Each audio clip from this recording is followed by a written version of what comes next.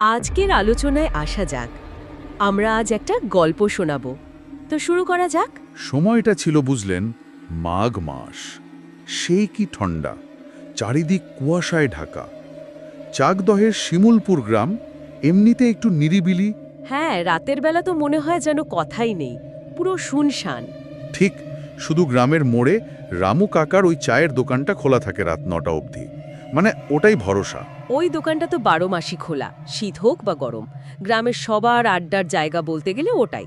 সেদিনও ঠিক তাই। রাজু আর তার বন্ধুরা সব কাজ সেরে এসে বসেছে দোকানে, গরম চায়ে চুমুক দিচ্ছে। আর অপেক্ষা করছে, তাই না, গল্প দাদুর জন্য? হ্যাঁ, গল্প দাদু মানে সুবীরেশ ভট্টাচার্য। উনি আসেন প্রায়ই, এসে নানা রকম গল্প বলেন। ভূতের গল্প বলতে খুব ভালোবাসেন। কিন্তু সেদিন হয়তো আসতে দেরি হচ্ছিল। হ্যাঁ, বেশ খানিকটা দেরি হচ্ছিল। সবাই ভাবছে দাদু কি আজ আসবেন না। ঠান্ডাও তো খুব। ঠিক তখনই দেখলেন দাদু আসছেন। বেশ কাহিল হয়ে পড়েছেন ঠান্ডায়।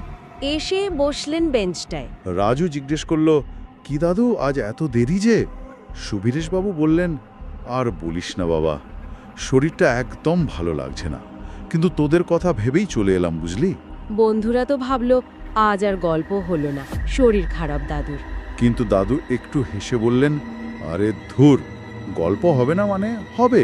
তবে শোন, আজ কোনো বানানো গল্প বলবো না, আজ একটা সত্যি ঘটনা বলবো। সত্যি ঘটনা? ব্যাস, সবার তো কান খাড়া। দাদু তখন বলতে শুরু করলেন। বললেন, শোন, কাজের সূত্রে জীবনে অনেক জায়গায় ঘুরেছি। পোস্ট অফিসের চাকরি ছিল তো, সেবার পোস্টিং হলো পলাশপুর গ্রামে। পলাশপুর, আচ্ছা। সেখানে গিয়ে প্রথমে একটা ঘর ভাড়া নিলাম। সেখানেই আলাপ হলো নির্মল মুখার্জির সাথে, একজন স্কুল মাস্টার। ও, নির্মল বাবু। উনি